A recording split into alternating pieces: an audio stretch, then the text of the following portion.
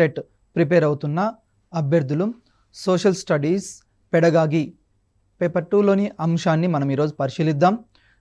మీరందరికీ మంచి మార్కులు రావాలంటే సోషల్ స్టడీస్ పెడగాగికి సంబంధించిన అంశం social sciences as an integrating area of study context and concerns, అంటే సాంఘిక శాస్త్రానికి సంబంధించిన భావనలు అధ్యయనం. దీంట్లో ఒకసారి మనం పరిశీలిద్దాం. Topic social sciences as an integrating area of study context and concerns. పరిచయం. మానవుడు సంఘజీవి. ప్రాచీన కాలం నుండి నేటి వరకు కూడా పరిశీలిస్తే మానవుడు ప్రాచీన కాలంలో మొదట వేటను ప్రారంభించాడు. అప్పుడు గుంపులుగా ఉండి వేటాడి జంతువుల్ని తినేవాడు. నెక్స్ట్ మానవుడు సంఘజీవి, ఎందుకంటే మొదటి నుంచి కూడా ఆదిమ మానవుడు కూడా గుంపుల్లో మాత్రమే, అంటే జంతువులు ఏ విధంగా అయితే గుంపుల్లో సంచరిస్తుంటాయో మానవుడు కూడా క్రూర జంతువుల బారి నుండి రక్షించుకోవడం కోసం సంఘంలో ఒక భాగంగా ఉండేవాడు. నేటి ఆధునిక కాలాన్ని కూడా పరిశీలిస్తే మానవుడు సంఘజీవిగా మాత్రమే ఉన్నాడు. సంఘంకి మానవునికి అవినాభావ సంబంధం ఉంది. మానవుడు ఒంటరిగా జీవించలేడు. మన దేశ సంస్కృతి సాంప్రదాయాలు నిరంతరంగా కొనసాగాలంటే చరిత్రను బోధించవలసి ఉంటుంది. ఈ భారతదేశం యొక్క సంస్కృతి ఔన్నత్యాన్ని ప్రపంచ అన్నీ కూడా ఈరోజు గౌరవిస్తున్నాయి. దానికి గల ప్రధాన కారణం ఏంటంటే భారతదేశంలో భిన్నత్వంలో ఏకత్వం ఉంది. మన యొక్క సంస్కృతి సాంప్రదాయాలు గొప్ప విభిన్నంగా మంచి ఆలోచనలతో కూడుకొని ఉన్నవి. మన దేశంలో సాంప్రదాయాలు ఫర్ ఎగ్జాంపుల్ కట్టుబాట్లు, ఆచార వ్యవహారం, కుటుంబం, ఇవన్నీ నేటి ఆధునిక కాలంలో బాగా అభివృద్ధి చెందిన అమెరికా, బ్రిటన్, ఫ్రాన్స్ లాంటి దేశాలు కూడా మన దేశం యొక్క సంస్కృతి సాంప్రదాయాల్ని అభినందిస్తున్నాయి. సమాజంలో మానవ సంబంధాలను అధ్యయనం చేసే బోధనా విషయమే సాంఘిక అధ్యయనం. మరి సాంఘిక అధ్యయనం ఏం చేస్తుంది? మన సోషల్ స్టడీస్ పెడగాగి ముఖ్యంగా బోధన అనేది సమాజంలో మానవ సంబంధాలని అధ్యయనం చేస్తుంటుంది. మానవుని యొక్క ఫర్ ఎగ్జాంపుల్ ఒక మానవునికి మరి ఒక మానవునికి ఉన్న సంబంధం ఏంది, ఇలాంటి విషయాలు, మానవ సంబంధాలు ఎట్లా ఉండాలి, సంబంధాలు మంచిగా ఉండాలి, మానవ సంబంధాలు అనేవి సమాజంలో మంచిగా ఉండాలి, వీటిని గురించి అధ్యయనం చేస్తుంది. సోషల్ స్టడీస్కు సంబంధించిన 1916లో అమెరికాలోని చికాగో నగరంలో సాంఘిక శాస్త్ర నిపుణుల సదస్సు జరిగింది. పాఠశాల బోధనలో వివిధ తరగతుల్లో సాంఘిక శాస్త్రాన్ని బోధించారు. అంటే మొట్టమొదటిసారిగా సాంఘిక శాస్త్రం యొక్క చర్చ ఎప్పుడు వచ్చింది అంటే 1916లో 1916వ సంవత్సరంలో అమెరికాలోని చికాగో నగరంలో జరిగిన సాంఘిక శాస్త్ర సదస్సు నిపుణుల్లో జరిగింది. అంటే ఈ సదస్సు ఏం తీర్మానించింది అంటే సాంఘిక శాస్త్రాన్ని అన్ని తరగతుల్లో ఫర్ ఎగ్జాంపుల్ ప్రతి చిన్నప్పటి నుంచి అంటే 1 to 10th క్లాస్ వరకు అన్ని తరగతుల్లో వివిధ స్థాయిల్లో ప్రవేశపెట్టాలి, వివిధ స్థాయిల్లో బోధించాలి అని సూచించడం జరిగింది. ఎందుకు అంటే సాంఘిక శాస్త్ర అధ్యయనం వల్ల విద్యార్థుల్లో మానవ సంబంధాలు, నైతిక విలువలు, ఆలోచనలు, నైపుణ్యాలు, విశ్లేషణ, భావనలు ఇవన్నీ విద్యార్థిలో పెంపొందించడానికి అవకాశం ఉంది. అంటే మనము ఎదుటి వారితోటి ఏ విధంగా మెలగాలి, తర్వాత నైతిక విలువలు ఏ విధంగా పెంపొందించాలి, మానవ నాగరికత ఏ విధంగా అభివృద్ధి చెందింది, ఇవన్నీ తెలుసుకోవడం కోసం ఈ సంబంధాన్ని సాంఘిక శాస్త్రాన్ని ప్రవేశపెట్టాలని 1916 సంవత్సరంలో అమెరికాలో సూచించడం జరిగింది. Very important bit. చాలాసార్లు ప్రీవియస్ ఎగ్జామ్లో కూడా ఈ బిట్ అడిగాడు. ఏ సంవత్సరంలో సాంఘిక శాస్త్రాన్ని అమెరికాలో చికాగో నగరంలో చర్చకు వచ్చింది అన్నారు అంటే 1916లో. Very important bit. Next, America స్కూళ్ళలో 1916లో సాంఘిక శాస్త్రాన్ని ప్రవేశపెట్టారు. మొట్టమొదటిసారిగా ప్రపంచంలో సాంఘిక శాస్త్రాన్ని ఇంట్రడ్యూస్ చేసిన దేశం ఏంది అంటే అమెరికా. 1916లో. Very important bit. ప్రీవియస్గా చాలాసార్లు అడిగాడు. నెక్స్ట్, అదేవిధంగా మన దేశంలో మరి ఎప్పుడు ప్రవేశపెట్టారు? భారతదేశంలో 1937లో గాంధీ గారు ప్రవేశపెట్టిన బేసిక్ ఎడ్యుకేషన్ సిస్టమ్ అంటే గాంధీ గారు ప్రస్తావించాడు బేసిక్ ఎడ్యుకేషన్ సిస్టమ్ 1937లో. భారతదేశానికి స్వతంత్రం రాకపూర్వం గాంధీ గారు తన యొక్క విద్యా వ్యవస్థలో ఏ విధంగా ఉండాలి, భారతీయ విద్యా విధానం ఏ విధంగా ఉండాలి అని పరిశీలించి అతని యొక్క స్కూల్లో అతను ఏం చేశాడంటే 1937లో, ఇది కూడా వెరీ ఇంపార్టెంట్ బిట్, చాలాసార్లు అడిగాడు, గాంధీ గారు ప్రవేశపెట్టిన బేసిక్ ఎడ్యుకేషన్ సిస్టంలో దీని గురించి ప్రస్తావించడం జరిగింది. అంటే సోషల్ సైన్స్ని ప్రవేశపెట్టాలి అని గాంధీ గారు కూడా ఆలోచించారు. తర్వాత భారతదేశం స్వతంత్రం వచ్చిన తర్వాత 1947 సంవత్సరం తర్వాత భారతదేశంలో మరి సాంఘిక శాస్త్రాన్ని 1952 సంవత్సరంలో ప్రవేశపెట్టారు. దేని ఆధారంగా ప్రవేశపెట్టారు అంటే మొదలియార్ కమిటీ సూచనల మేరకు 1952లో ఇక్కడ భారతదేశంలో సాంఘిక శాస్త్రాన్ని ప్రవేశపెట్టారు. వెరీ వెరీ ఇంపార్టెంట్ బిట్, చాలాసార్లు ప్రీవియస్ ఎగ్జామ్లో అడిగాడు. భారతదేశంలో సాంఘిక శాస్త్రాన్ని ఏ సంవత్సరంలో ప్రవేశపెట్టారని అడుగుతాడు. 1952. తర్వాత నియంత్రించిన ఈ పరిస్థితుల్లో ఎప్పుడైనా ఎవరైనా నిరూపణ చేయడానికి అవకాశం ఉంటుంది. అంటే సాంఘిక శాస్త్రానికి సంబంధించిన సిద్ధాంతాలు అవి ఎప్పుడైనా సరే కండిషన్గా ఉంటాయి. ఫర్ ఎగ్జాంపుల్ సైన్స్ అనుకోండి, సైన్స్కి గురుత్వాకర్షణ శక్తి ఎంత ఉంటుంది అంటే సైన్స్లో అది నిరూపించబడుతుంది. అదేవిధంగా సైన్స్లో యాపిల్ పండు పైకి వేస్తే కిందనే పడుతుంది. అదేవిధంగా ఐన్స్టీన్ సిద్ధాంతాలు ఇవన్నీ సామాన్య శాస్త్రానికి సంబంధించి. మరి సోషల్ సైన్స్లో కూడా కొన్ని కండిషన్స్ ఉంటాయి. ఎందుకు అంటే మానవుడు సంఘజీవి, మానవుని ప్రవర్తన నిరంతరం మారుతూ ఉంటుంది. మరి మన సిద్ధాంతాలు సోషల్ సైన్స్ థీరీస్ కరెక్ట్ కావాలి అంటే నియంత్రించిన పరిస్థితుల్లో కండిషన్స్ పెడతాం, ఆ కండిషన్లో నిరూపిస్తూ ఉంటారు.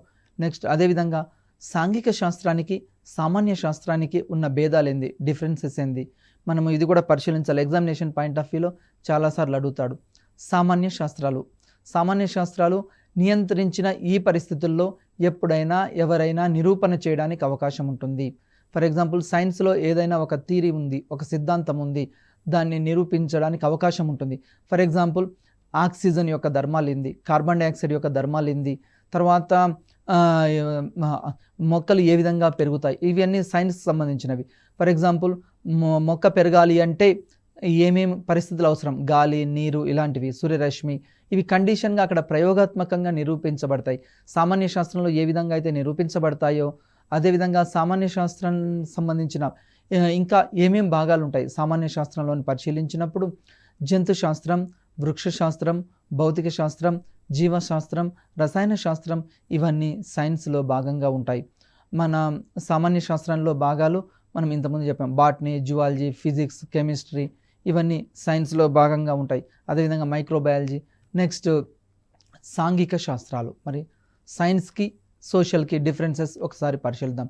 సాంఘిక శాస్త్రం సమాజంలో జరిగే మార్పులు, వాటి వల్ల కలిగే పరిణామాలు ఏమిటి అని తెలియజేస్తుంది. అంటే ప్రాచీన కాలం నుండి ఆధునిక కాలం వరకు మానవుని యొక్క జీవన విధానం ఏ విధంగా సాగింది, మానవుడు ఏ విధంగా అభివృద్ధి చెందాడు, మానవ నాగరికత ఎలాంటి మార్పులు వచ్చాయి అని పరిశీలించడానికి ఈ సోషల్ సైన్స్ అనేది ఉపయోగపడుతుంది. ఫర్ ఎగ్జాంపుల్ పూర్వకాలంలో హరప్పా నాగరికత ఏ విధంగా ఉంది, సింధు నాగరికత ఏ విధంగా ఉంది, తర్వాత అప్పుడు ఉపయోగించిన వస్తువులు ఏమిటి, వారు ఉపయోగించిన ఆచార వ్యవహారాలు, సాంప్రదాయాలు, అలవాట్లు, ఇవన్నీ పరిణామాలన్నీ కూడా సాంఘిక శాస్త్ర సమాజంలో నిరంతరం చోటు చేసుకుంటుంటాయి. నెక్స్ట్ అదేవిధంగా ప్రాచీన కాలం నుండి నేటి వరకు అనేక ప్రభుత్వాలు ఏర్పడ్డాయి. ప్రాచీన కాలం నుండి నేటి వరకు అనేక రకాల ప్రభుత్వాలు. ఫర్ ఎగ్జాంపుల్ ప్రాచీన కాలంలో రాచరిక ప్రభుత్వాలు ఉండేవి. అప్పుడు రాజే ప్రభుత్వానికి అధినేతగా ఉండేవాడు, రాజు చెప్పిందే అక్కడ నడిచేది. అంటే మరి రాచరికం నుండి నేటి కాలంలో ప్రజాస్వామ్య విధానం వైపు మనం మొగ్గు చూపుతున్నాం. నేటి కాలంలో అన్ని దేశాల్లో ప్రపంచవ్యాప్తంగా కూడా ప్రజాస్వామ్య ప్రభుత్వాలు అనేవి ఏర్పడడం జరిగింది. ప్రజాస్వామ్య ప్రభుత్వాలు. మరి ప్రజాస్వామ్యం అంటే ఏమిటంటే ప్రజాస్వామ్య లక్షణాలు పౌరుణ్ణి ఉత్తమ బాధ్యతాయుతమైన పౌరులుగా తీర్చిదిద్దడానికి కృషి చేస్తుంది.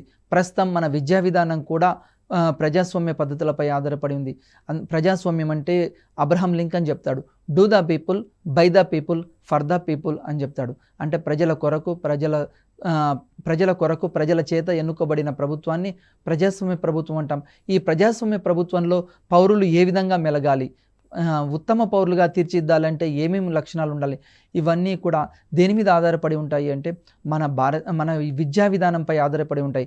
మన విద్యా విధానము భవిష్యత్ తరాలని తయారు చేస్తుంది. కాబట్టి ఉత్తమ పౌరులుగా దేశానికి అందించాలి అంటే ప్రజాస్వామ్య విలువలు పెంపొందించబడాలి. అంటే ఎదుటి వారిని గౌరవించడం, నిజాయితీగా ఓటు వేయడం, అదేవిధంగా పౌరుని యొక్క హక్కులు, ప్రాథమిక హక్కులు ఉంటాయి, బాధ్యతలు ఉంటాయి, ఇవన్నీ కూడా తెలుసుకొని పౌరుడు సమాజంలో మెలగాలి. ఆ విధంగా మెలగడానికి సాంఘిక శాస్త్రం అనేది దోహదపడుతుంది. నెక్స్ట్ సాంఘిక శాస్త్రంలో ఏమేమి ఉన్నాయి? సాంఘిక శాస్త్రంలో పౌరశాస్త్రం, చరిత్ర, భూగోళ శాస్త్రం, అర్థశాస్త్రం అన్ని సాంఘిక శాస్త్రంలో ఉన్నాయి.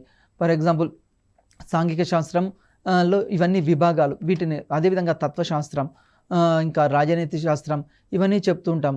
సమాజ శాస్త్రం, నైతిక శాస్త్రం, ఇవన్నీ సాంఘిక శాస్త్రాలు. మరి ఒక్కొక్క దాన్ని పరిశీలిద్దాం. సాంఘిక శాస్త్రం, పౌరశాస్త్రం. సాంఘిక శాస్త్రంలో మొట్టమొదటిది పౌరశాస్త్రం గురించి పరిశీలిద్దాం. పౌరశాస్త్రం ఏం తెలియజేస్తుంది అంటే విద్యార్థుల్ని ఉత్తమ పౌరులుగా తీర్చిదిద్దడానికి సాంఘిక శాస్త్ర స్వభావం. పౌరశాస్త్రము ఏం ఉత్తమ పౌరులుగా తీర్చిదిద్దబడాలి. ఎందుకు అంటే భావి భారత పౌరులుగా తీర్చిదిద్దబడతారు. నేటి బాలలే రేపటి పౌరులు. మరి ఆ బాలలు ఎట్లా ఉండాలి? సమాజానికి ఉపయోగపడే విధంగా ఉండాలి. మారుతున్న పరిస్థితులకు అనుగుణంగా, మారుతున్న కాలానికి అనుగుణంగా, మారుతున్న ఆచార వ్యవహారాలకు అనుగుణంగా పౌరులు ఉత్తమ పౌరులుగా రూపొందించబడాలి అంటే పౌరశాస్త్రం అనేది ఉపయోగపడుతుంది.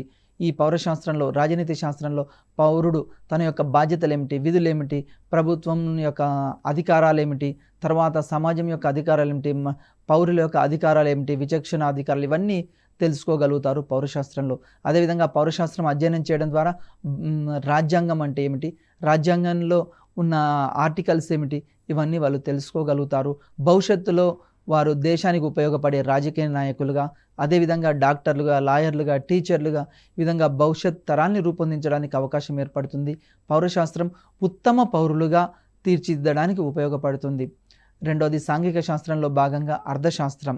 మరి అర్థశాస్త్రం ఏం చేస్తుందంటే సహజ సంపత్తి, ఆర్థిక అంశాల పట్ల అవగాహన కలిగిస్తుంది.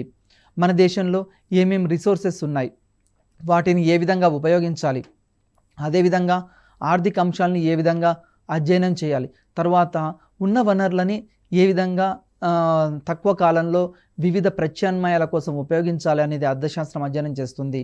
అందుకోసమే అర్థశాస్త్రాన్ని ఏమంటారు అంటే అర్థశాస్త్రం ద్వారా భవిష్యత్తులో ఉన్న వనరులని ఉపయోగించుకొని మన దేశం ఏ విధంగా అభివృద్ధి చెందాలి, అభివృద్ధి చెందుతున్న భారతదేశం అభివృద్ధి చెందిన దేశంగా అంటే డెవలప్డ్ కంట్రీగా మారడానికి ఈ అర్థశాస్త్రం అనేది తోడ్పడుతూ ఉంటుంది. దీంట్లో బడ్జెట్, ఇవన్నీ అంశాలు వస్తుంటాయి.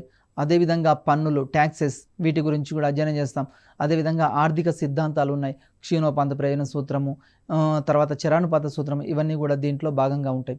తర్వాత చరిత్ర, మూడోది హిస్టరీ. చరిత్రకు సంబంధించి వివిధ విషయాలపై జ్ఞానాన్ని, విషయ అవగాహన అందిస్తూ విద్యార్థులకు చరిత్రకు సంబంధించిన అనేక అంశాలని రక్షించాలని బాధ్యత కలిగి ఉండేలా వివరిస్తుంది. ఫర్ ఎగ్జాంపుల్ చరిత్ర అధ్యయనం చేయడం ద్వారా ఏం తెలుస్తుంది అంటే మనకు పూర్వకాలంలో మన పూర్వీకులు ఏ విధంగా జీవించారు, వారు ఏ ఆచారాలు, వ్యవహారాలు, సాంప్రదాయాలు ఉన్నాయి, మరి ప్రస్తుతం మనం వాటిని ఆచరించాలి అంటే పూర్వకాలంలో ఉన్న ఆచార సాంప్రదాయాలు వారి మంచి ఉన్నాయి కాబట్టి ఆ మంచిని మనం ఆచరించాలి అని, అదేవిధంగా ఆ కాలంలో ఉపయోగించిన టెక్నాలజీని ప్రస్తుతం మనం ఉపయోగించుకొని ఇంకా దేశం భవిష్యత్తు అనేది తీర్చిదిద్దడానికి ఉపయోగపడుతుంది హిస్టరీ. అందుకోసం ఈ హిస్టరీని ఏమంటారంటే గతాన్ని ఉపయోగించుకొని భవిష్యత్తును రూపొందించడానికి చరిత్ర అనేది తోడ్పడుతూ ఉంటుంది. అంటే ఉత్తమ పౌరులుగా ఆ కాలంలో ఏ విధంగా జీవించారు. ఫర్ ఎగ్జాంపుల్ సింధు నాగరికత, హరప్పా నాగరికత, అదేవిధంగా అశోకుడి కాలంలో భారతదేశం ఏ విధంగా ఉంది, చంద్రగుప్తుని కాలంలో ఏ విధంగా ఉంది, ఈ విధంగా అంటే పూర్వకాలానికి సంబంధించిన రాజుల చరిత్రల్ని అవన్నీ తెలుసుకొని భవిష్యత్ తరాలు ఉత్తమ పౌరులుగా తీర్చిదిద్దడానికి ఉపయోగపడుతుంది. నెక్స్ట్ నాలుగోది భౌగోళిక శాస్త్రం. ఈ భౌగోళిక శాస్త్రం సాంఘిక శాస్త్రం ప్రకృతిలోని అనేక సజీవ నిర్జీవ అంశాలతో కూడుకుంది. అంటే మన ఈ సాంఘిక శాస్త్రం అనేది ప్రకృతికి సంబంధించిన సజీవ అంశాలు ఉంటాయి, నిర్జీవ అంశాలు ఉంటాయి. ఫర్ ఎగ్జాంపుల్ సజీవ అంశాలు అంటే మానవుడు, జంతువులు, పక్షులు, ఇవన్నీ సజీవ అంశాలకు సంబంధించినవి. నిర్జీవ అంశాలు అంటే దేశంలో లభించే ఖనిజాలు, ఖనిజ వనరులు, ఈ ఖనిజ వనరులు ఎక్కడెక్కడ ఉన్నాయి, ఏ ఖనిజాలు దేనికి ఉపయోగపడతాయి, ఏ నేలల్లో ఏ పంటలు పండుతాయి, వీటన్నింటినీ అధ్యయనం చేయడానికి భౌగోళిక శాస్త్రం ఉపయోగపడుతుంది. భౌగోళిక శాస్త్ర జ్ఞానం ద్వారా మనము ఉత్తమంగా అంటే దేశం అనేది అత్యున్నత స్థాయిలో అభివృద్ధి చెందడానికి, వివిధ రకాల వనరులని ఉపయోగించుకోవడానికి ఈ భౌగోళిక శాస్త్రం అనేది మనకు తోడ్పడుతూ ఉంటుంది. సాంఘిక శాస్త్రం యొక్క స్వభావం. సాంఘిక శాస్త్రం మౌలికంగా మానవుని గురించి అధ్యయనం చేస్తుంది. సాంఘిక శాస్త్రం దేని గురించి అధ్యయనం చేస్తుంది అంటే మౌలికంగా మానవుని గురించి అధ్యయనం చేస్తుంది. అంటే మానవుని యొక్క ప్రవర్తన ఏ విధంగా ఉండాలి, తర్వాత మానవుడి యొక్క ఆలోచన విధానం ఏ విధంగా ఉంది, ఇవన్నీ సాంఘిక శాస్త్రంలో అంటే మానవుని యొక్క హక్కులేంది, బాధ్యతలేంది, విధులేంది, తర్వాత దేశానికి సంబంధించిన యుద్ధాలు మంచివా కావా, తర్వాత యుద్ధాల వల్ల కలిగే నష్టాలు ఏంది, వీటన్నిటి ప్రవర్తనకు సంబంధించి, సచ్చీలతకు సంబంధించి, నైతిక, నిజాయితీ అంశాలు, విలువలు, ఆచారాలు, సాంప్రదాయాలు ఇవన్నీ సాంఘిక శాస్త్రంలో అధ్యయనం చేయడం జరుగుతుంది. తర్వాత సమాజంలో గల వివిధ వ్యక్తులు, సంస్థలు, పరిసరాల మధ్య ఏర్పడే సంబంధాలని అధ్యయనం చేసేదే సాంఘిక శాస్త్రం. సాంఘిక శాస్త్రం ఏం అధ్యయనం చేస్తుందంటే సమాజంలో వివిధ రకాల వ్యక్తుల మధ్య ఉండే సంబంధాలు ఏంది, తర్వాత వ్యక్తులకి సమాజానికి మధ్య ఉండే సంబంధం ఏంది, ఒక వ్యక్తికి మరి ఒక వ్యక్తికి ఉండే సంబంధం ఏంది, ఒక సంస్థకి మరి ఒక సంస్థకు ఉండే సంబంధం ఏంది, తర్వాత వ్యక్తులకి ప్రభుత్వాలకు ఉండే సంబంధాలు, వీటన్నింటినీ సాంఘిక శాస్త్రంలో అధ్యయనం చేయడం జరుగుతూ ఉంటుంది. తర్వాత సాంఘిక శాస్త్ర అధ్యయనం భౌతిక, భౌగోళిక, ఆర్థిక, సాంఘిక పరిసరాలతో వ్యక్తి సంబంధాన్ని వివరిస్తుంది. మన సోషల్ సైన్స్ ప్రధానంగా దేని గురించి అధ్యయనం చేస్తుంది అంటే జాగ్రఫీ గురించి, అంటే భూగోళ శాస్త్రాన్ని గురించి, అదేవిధంగా ఆర్థిక శాస్త్రం గురించి, అదేవిధంగా పౌరశాస్త్రం గురించి, చరిత్ర గురించి, వీళ్ళ మధ్య వ్యక్తుల మధ్య ఉన్న సంబంధాన్ని గురించి సాంఘిక శాస్త్రం అధ్యయనం చేస్తుంది. ఈ సాంఘిక శాస్త్రాన్ని అధ్యయనం చేయడం ద్వారా మనిషిలో విలువలు, నైతిక విలువలు పెంపొందించబడతాయి. పూర్వకాలంలో అయితే ఉమ్మడి కుటుంబాలు అనేవి ఉన్నవి. మరి ఆధునిక కాలంలో అన్ని వెస్టీ కుటుంబాలే. ఈ వెస్టీ కుటుంబాల్లో మనం యొక్క ప్రవర్తన ఏ విధంగా ఉండాలి, అదేవిధంగా భారతదేశాన్ని ఈరోజు ప్రపంచ దేశాలన్నీ గుర్తించాయి. భారతదేశంలో ఉన్న కుటుంబ వ్యవస్థని ప్రపంచ దేశాలు ఈరోజు పొగుడుతున్నాయి. దానికి గల ప్రధాన కారణం ఏంటి అంటే కుటుంబ వ్యవస్థ అనేది భారతదేశంలో నైతిక విలువల్ని పెంపొందించే సంస్థగా, ఉత్తమ పౌరుల్ని తయారు చేసే సంస్థగా కుటుంబం అనేది తోడ్పడుతుంది. దీన్ని నేటి కాలంలో అమెరికా, బ్రిటన్, ఫ్రాన్స్ దేశాలు కూడా మన దేశ కుటుంబ సాంప్రదాయాలు వాళ్ళు కూడా అనుసరిస్తూ ఉన్నారు. తర్వాత సాంఘిక శాస్త్ర పరిధి, మరి సోషల్ సైన్స్ యొక్క పరిధి ఏ విధంగా ఉంది? సాంఘిక శాస్త్ర పరిధి అనేది చాలా విస్తృతమైనది, విశాలమైనది, అంటే బ్రాడ్గా ఉంటుంది, విశాలంగా ఉంటుంది. సాంఘిక శాస్త్రము ఒకవైపు తత్వశాస్త్రంతో, మరి ఒకవైపు సామాన్య శాస్త్రాలతోటి, మరో విధంగా తర్వాత రసాయన శాస్త్రము, భౌతిక శాస్త్రము, అదేవిధంగా పౌరశాస్త్రము, అర్థశాస్త్రము, వివిధ శాస్త్రాల మధ్య సంబంధాలను ఇది నెలకొల్పుతూ ఉంటుంది. అదేవిధంగా విద్యార్థుల జ్ఞాన సముపార్జన కుటుంబం నుంచి మొదలై విశ్వజనీనమైన ఈ అంశాలను సృష్టిస్తుంది. విద్యార్థుల జ్ఞానం ఎక్కడి నుంచి వస్తుంది అంటే విద్యార్థులకి మొదటి పాఠశాల ఏంది అంటే కుటుంబమే. కుటుంబంలో నుంచే మనం అన్ని విషయాలు నేర్చుకుంటాం. సమాజంలో మొదటి పాఠశాల ప్రతి ఒక్క వ్యక్తికి ఏంది అంటే కుటుంబంలో మనము ఏది మంచి, ఏది చెడు, తర్వాత కుటుంబం ద్వారా అంటే కుటుంబంలో ఉన్న సభ్యులు, తల్లి మనకేం నేర్పిస్తుంది, చిన్నప్పుడే మాటలు నేర్పిస్తుంది, తర్వాత ఏ విధంగా ఇతరులతోటి మెలగాలి చెప్తుంది, అదేవిధంగా ఏ స్నానం చేయడం, ఇవన్నీ మన కుటుంబం ద్వారా నేర్చుకుంటాం. కుటుంబంలో ఒకరికొకరు సహకారం చేసుకోవడం, పరస్పర సహకారం, తర్వాత సాన్నిహిత్యం, కుటుంబంలో ఒకరి కష్టం వస్తే మరొకరు ఆదుకోవడం, ఇవన్నీ ఎక్కడి నుంచి మొదలవుతాయంటే కుటుంబం నుంచి. కుటుంబం తర్వాత పొరుగింటి వారితోటి, ఈ విధంగా కుటుంబం అనేది తన యొక్క సంబంధాన్ని కొనసాగిస్తూ ఉంటుంది. ఫర్ ఎగ్జాంపుల్ కుటుంబం మొదట వ్యక్తి యొక్క ప్రవర్తన ఎక్కడ స్టార్ట్ అవుతుంది అంటే కుటుంబంలోనే స్టార్ట్ అవుతుంది. ఒక కుటుంబం మంచి కుటుంబం అయితే ఆ పౌరులు ఉత్తమ పౌరులుగా తీర్చిదిద్దడానికి, తర్వాత ఆ కుటుంబం ఉత్తమ కుటుంబంగా ఆ గ్రామంలో గుర్తింపు పొందడానికి అవకాశం ఉంటుంది. అంటే సమాజంలో కుటుంబంలో బాగా చదువుకున్నారు, అందరికీ ఉద్యోగాలు వచ్చాయి, ఆ కుటుంబం బాగుంది, వాళ్ళ రామయ్య కుటుంబం బాగుంది, లేకుంటే లక్ష్మయ్య కుటుంబం బాగుంది, ఈ విధంగా చెప్తూ ఉంటారు. అంటే కుటుంబం తర్వాత ఇరుగు పొరుగు వారితోటి స్టార్ట్ అవుతుంది.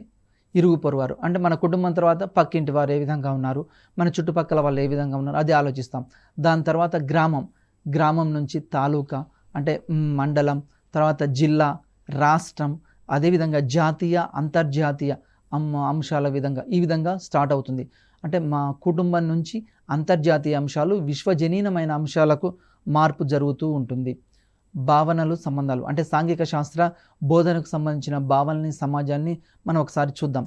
సమాజాన్ని సరైన మార్గంలో నడిపించడానికి మన ఆచార సాంప్రదాయాలు, సంస్కృతి ముందు తరాల వారికి అందించడానికి సాంఘిక శాస్త్రం ఉపయోగపడుతుంది. సాంఘిక శాస్త్రం ప్రధానంగా ఎందుకు ఉపయోగపడుతుంది అంటే మనం ఏ విధమైన ఆచార సాంప్రదాయాలు పాటిస్తున్నాము, తర్వాత కుటుంబంలో పెద్దల పట్ల గౌరవము, తల్లిదండ్రుల పట్ల గౌరవము, గురువుల పట్ల గౌరవము, ఇవన్నీ భవిష్యత్ తరాలకు కూడా అందించాలి. భవిష్యత్తులో ఒక ఉత్తమ పౌరులుగా. నేటి కాలంలో ప్రతి ఒక్కరు ఏం చేస్తున్నారు, ఇంట్లో తండ్రి ఒక సెల్ ఫోను, తల్లి ఒక సెల్ ఫోను, తర్వాత పిల్లలు ఒక సెల్ ఫోన్ ఉపయోగిస్తున్నారు. దీని ద్వారా నైతిక విలువలు పతనమవుతున్నాయి. ఈ నైతిక విలువలు పతనం కాకుండా ఏది మంచి, ఏది చెడు అని బోధించడానికి ఇక్కడ కుటుంబాన్ని ఉపయోగిస్తున్నాం, ప్రామాణికంగా ఉపయోగిస్తున్నాం. అంటే మన యొక్క సంస్కృతి, సాంప్రదాయాలు, తర్వాత మనం ఎలాంటి పండుగలు జరుపుకుంటున్నాం, అదేవిధంగా ఎలాంటి ఆచార సాంప్రదాయాలు, ఎలాంటి దుస్తులు ఉపయోగిస్తున్నాం, మన భాష, మతం, కులం, జాతి, ఇవన్నీ భవిష్యత్ తరాలకు అందించడానికి సాంఘిక శాస్త్రం అనేది ఉపయోగపడుతూ ఉంటుంది. సాంఘిక శాస్త్రానికి ఇతర శాస్త్రాలతో గల సంబంధాల్ని ఒకసారి పరిశీలిద్దాం. అంటే సాంఘిక శాస్త్రం ఒకటే కాదు, సాంఘిక శాస్త్రానికి ఇతర చాలా రకాల శాస్త్రాలతోటి సంబంధం ఉంది. ఫర్ ఎగ్జాంపుల్, సాంఘిక శాస్త్రం భౌగోళిక శాస్త్రాన్ని పరిశీలిద్దాం. భూగోళ శాస్త్రాన్ని ఇంగ్లీష్లో ఏమంటామంటే జాగ్రఫీ అంటాం, జియోగ్రఫీ. జియోగ్రఫీ అనే ఆంగ్ల పదము, ఈ జియోగ్రఫీ అనే ఆంగ్ల పదము ఎక్కడి నుండి వచ్చిందని ఎగ్జామ్లో చాలాసార్లు అడుగుతాడు. ఎగ్జామ్లో ఇంకొక క్వశ్చన్ కూడా అడుగుతాడు చాలాసార్లు. భూగోళ శాస్త్రాన్ని ఆంగ్లంలో ఏమంటాము అంటాడు, చాలాసార్లు అడిగిబెట్టు. జియోగ్రఫీ అంటాం. భూగోళ శాస్త్రాన్ని ఆంగ్లంలో ఏమంటాము? జియోగ్రఫీ. ఇది వెరీ వెరీ ఇంపార్టెంట్ బిట్. తర్వాత ఈ జియోగ్రఫీ అనే ఆంగ్ల పదం ఎక్కడి నుండి వచ్చింది అని అడుగుతాడు. జియో మరియు గ్రాఫియా అనే 2 గ్రీకు పదాల నుండి వచ్చింది. జియోగ్రఫీ అనే ఆంగ్ల పదము, జియోగ్రఫీ అనే 2 గ్రీకు పదాలు. మరి జియో అంటే ఇక్కడ ఏమవుతుంది అంటే భూమి అని అర్థము. భూమి, ఎర్త్ అంటే భూమి. జియో అంటే భూమి అని అర్థము. గ్రాఫియా అంటే వర్ణన అని అర్థం. వెరీ వెరీ ఇంపార్టెంట్ బిట్, ఇది చాలాసార్లు ఎగ్జామ్లో అడిగాడు. జియో అనగా ఏమిటి అంటే భూమి, గ్రాఫియా అనగానేమి స్టడీ, అధ్యయనము అంటే పరిశీలించడము. దేన్ని గురించి అధ్యయనం చేస్తుంది భూగోళ శాస్త్రం అంటే భూమిపై ఉన్న ఖనిజాలు, వనరులు, నదులు, పర్వతాలు, సముద్రాలు, నేలలు, వీటన్నింటి గురించి భూగోళ శాస్త్రం ఇక్కడ అధ్యయనం చేస్తూ ఉంటుంది. భూగోళ శాస్త్ర అధ్యయనం ద్వారా మానవునికి ఏం లాభము అంటే ఎక్కడ ఖనిజాలు ఉన్నాయి, ఎక్కడ వనరులు ఉన్నాయి, ఎక్కడ సముద్రాలు ఉన్నాయి, ఎక్కడ జలపాతాలు ఉన్నాయి. తర్వాత ప్రాచీన కాలంలో మానవ నాగరికత అంతా కూడా ఎక్కడ స్టార్ట్ అయింది అంటే సముద్ర తీర ప్రాంతాలు, అంటే నదీ తీర ప్రాంతాల్లో మాత్రమే ప్రారంభమైంది. హరప్పా నాగరికత తీసుకున్నా, సింధు నాగరికత తీసుకున్నా, సుమేరియన్ నాగరికత తీసుకున్నా, ఏ నాగరికత అయినా ప్రపంచంలో నదీ లోయల్లో మాత్రమే జరిగింది. కాబట్టి భూగోళ శాస్త్ర అధ్యయనం ద్వారా మనకు ఎక్కడెక్కడ ఖనిజాలు ఉన్నాయి, వాటిని ఏ విధంగా ఉపయోగించుకోవాలి, ఇది ముందు తరాల వారికి ఏ విధంగా అందించాలి అనేది ఉపయోగపడుతుంది. నెక్స్ట్, సాంఘిక శాస్త్రం, చరిత్ర, ఈ రెండింటి మధ్య పరిశీలిద్దాం. చరిత్రని ఆంగ్లంలో హిస్టరీ అంటాం. హిస్టరీ అనే ఆంగ్ల పదం వెరీ వెరీ ఇంపార్టెంట్. చరిత్రని ఆంగ్లంలో ఏమంటారు అని అడిగారు. చరిత్రని ఆంగ్లంలో హిస్టరీ అంటారు. మరి హిస్టరీ అనే ఆంగ్ల పదం ఎక్కడి నుంచి వచ్చింది? హిస్టోరియా అనే గ్రీకు పదం నుండి వచ్చింది. హిస్టోరియా అనే గ్రీకు పదం నుండి వచ్చింది.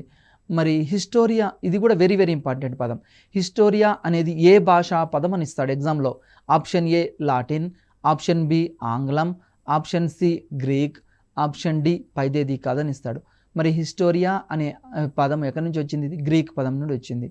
తర్వాత హిస్టోరియా అంటే పరిశోధన, అన్వేషణ అని అర్థము. ఇది కూడా చాలాసార్లు అడిగాడు. హిస్టోరియా అంటే ఏంది? పరిశోధన. మరి ఏం పరిశోధిస్తారు? మానవ నాగరికత ఏ విధంగా ఉంది, మానవ నాగరికతలు ఎక్కడ నుంచి ప్రారంభమయ్యాయి, తర్వాత సింధు నాగరికతలో కాలంలో ఉపయోగించిన వస్తువులు ఏమిటి, వాళ్ళ దుస్తువులు ఏమిటి, వాళ్ళ ఆచార సాంప్రదాయాలు ఏమిటి, వాళ్ళు ఎలాంటి జంతువుల్ని మచ్చిక చేసుకున్నారు, వాళ్ళు ఎలాంటి ఆహారాన్ని ఉత్పత్తి చేశారు, వాళ్ళు ప్రధానంగా ఏ ఆహార పంటలు ఉపయోగించారు, ఆ కాలంలో ప్రధానమైన లిపి ఏంది, ఆ కాలంలో వాళ్ళు ఉపయోగించిన రకరకాల వస్తువుల గురించి ఇక్కడ తెలుసుకుంటారు. తర్వాత ఇది వెరీ వెరీ ఇంపార్టెంట్ బిట్. చరిత్రకు మూల పురుషుడు ఎవరు? చాలాసార్లు ప్రీవియస్ బిట్ ఇది అడిగాడు. చరిత్రకు మూల పురుషుడు హెరోడోటస్. హెరోడోటస్ చరిత్ర మూల పురుషుడు. Very very important. మనకు చాలాసార్లు ఎగ్జామినేషన్లో అడిగాడు. చరిత్ర మరి ఏం అధ్యయనం చేస్తుంది అని ఒకసారి పరిశీలించినప్పుడు చరిత్ర భూత, వర్తమాన, భవిష్యత్ కాలాలకు సంబంధించిన అంశాలను అధ్యయనం చేస్తుంది. చరిత్రను అధ్యయనం చేయడం ద్వారా మనకేం తెలుస్తుంది? భూతకాలంలో ఏ విధంగా ఉంది అంటే ప్రాచీన కాలంలో ఏ విధంగా ఉంది. ఫర్ ఎగ్జాంపుల్, మానవుడు ఎలాంటి రకాల వ్యవసాయం, అగ్రికల్చర్లో ఎలాంటి రకాలు అంటే ప్రాచీన కాలంలో నాగలు ఉపయోగించాడు. మరి ప్రస్తుత కాలంలో ఏం చేస్తున్నాం? ట్రాక్టర్స్ ఉపయోగిస్తున్నాం. అంటే ప్రాచీన కాలాన్ని, భూతకాలాన్ని ఉపయోగించుకొని వర్తమాన కాలం ద్వారా భవిష్యత్ తరాలు మనకు సుఖంగా, హాయిగా జీవించడానికి వివిధ రకాల అంశాలు చరిత్ర అనేది దోహదపడుతుంది. అంటే పూర్వకాలంలో పడ్డ కష్టాలు కాకుండా వాటిని ఏ విధంగా సాధించాలి, వాటి పరిష్కార మార్గాలు ఏంది అని ఇక్కడ తెలియజేస్తూ ఉంటుంది. సాంఘిక శాస్త్రం, పౌరనీతి శాస్త్రం, ఇది కూడా ఒకసారి పరిశీలిద్దాం. సాంఘిక శాస్త్రానికి పౌరనీతి శాస్త్రానికి సంబంధం ఏంది? సివిక్స్ అనే ఆంగ్ల పదం, సివిటాస్ అనే లాటిన్ పదం నుండి వచ్చింది. చాలాసార్లు అడిగాడు. Very very important bit. Civics అనే ఆంగ్ల పదం ఏ భాష నుండి వచ్చింది అంటాడు.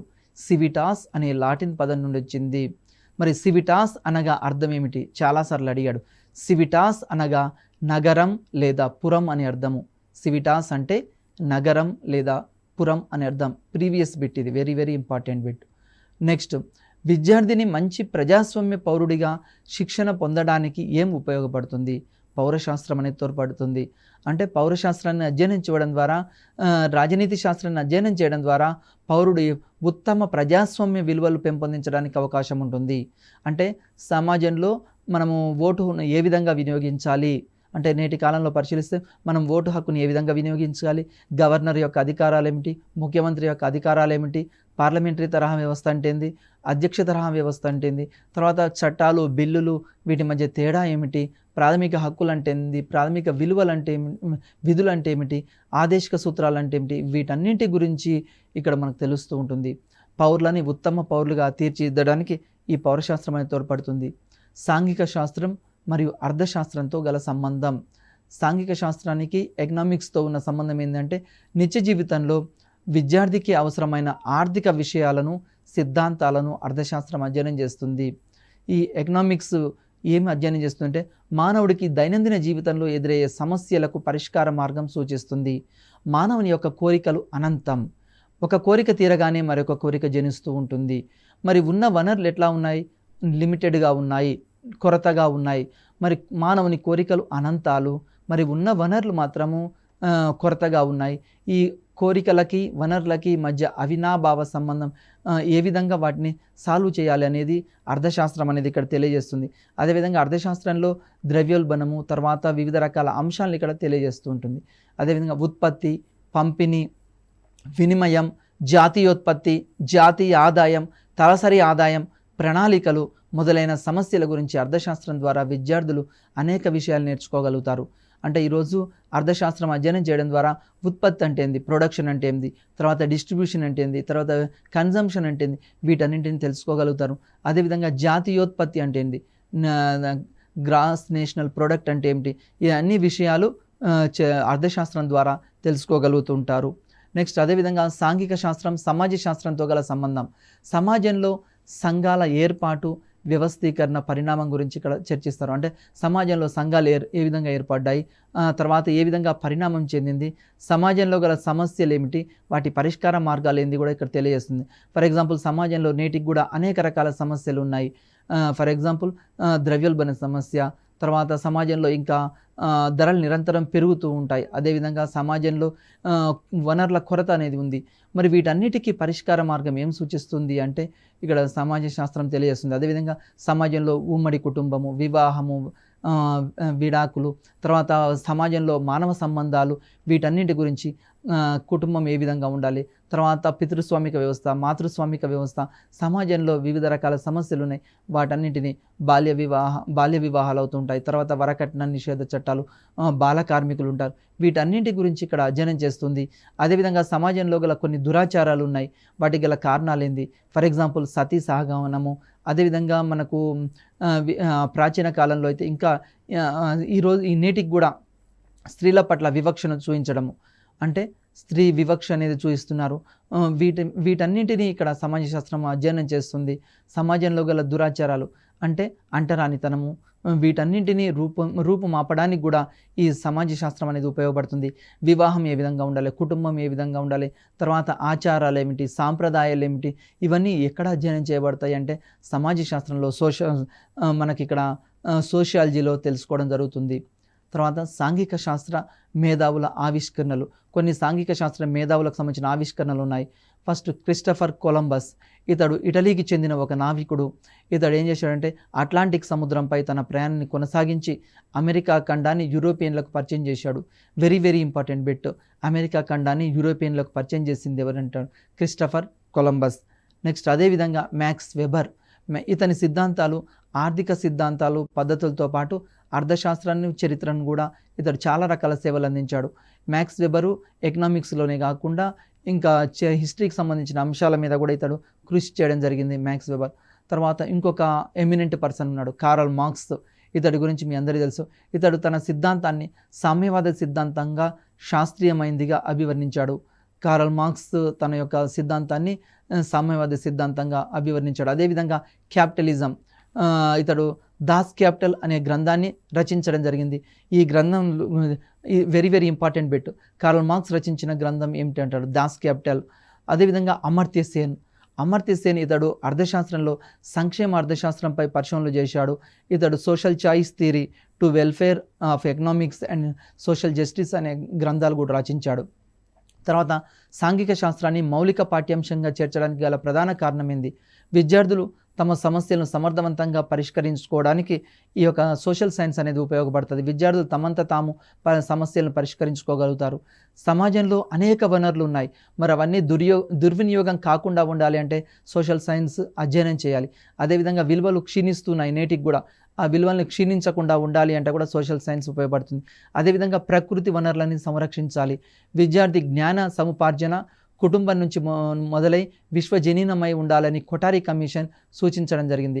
కొన్ని ప్రాక్టీస్ బిట్లు చెప్తా చూడండి, వెరీ వెరీ ఇంపార్టెంట్. సాంఘిక శాస్త్ర బోధన ప్రధాన ఉద్దేశం ఏమిటి? ఆప్షన్ ఏ సాంఘిక శిక్షణ, ఆప్షన్ బి నాయకత్వ శిక్షణ, ఆప్షన్ సి జ్ఞానార్జన, ఆప్షన్ డి మతపరమైన శిక్షణ. మరి సాంఘిక శాస్త్ర బోధన యొక్క ప్రధాన ఉద్దేశం ఏంటంటే సాంఘిక శిక్షణ అంటే మనకు సోషల్గా ఏ విధంగా సమాజంలో జీవించాలని తెలియజేస్తుంది.